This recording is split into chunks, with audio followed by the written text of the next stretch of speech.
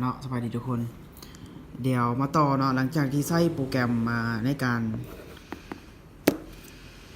เพิ่มความจำแล้วเนาะของ J2 เนาะ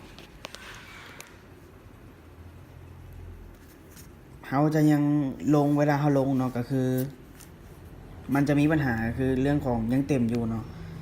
พออย่างเขายังบริย้ายข้อมูลเนาะก็คือเขาต้องย้ายข้อมูลจากตัวเครื่องนี้ไปใส่ในแมมเนาะก็คือตัวที่เขาหลอกมันเนาะว่ามันเป็นเพิ่มหลายๆเนาะก็คือให้ย้ายข้อมูลจากเครื่องนี้เนาะไปใส่แมมก่อนแล้วหลังจากนั้นเขาจะลงอย่างเขาจึงลงได้เนาะวิธีการก็คือให้เขาคลิกเหลี่ยมนี่เนาะแล้วก็การตั้งค่าเครื่องบันทึกข้อมูลนี่เนาะเข้ามาที่ความจำเครื่องนี่เนาะ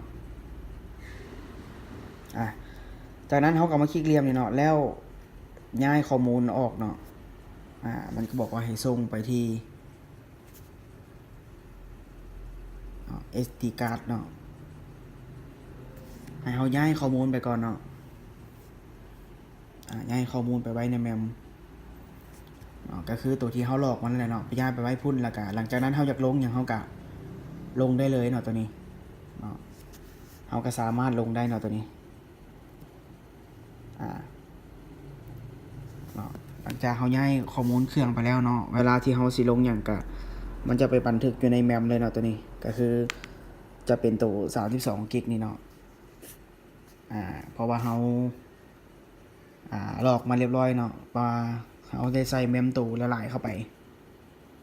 เนาะลองเห็นเบิ่งเนาะท่านไผติดปัญหาอย่างกะสามารถเคาะมาถามได้เนาะตัวนี้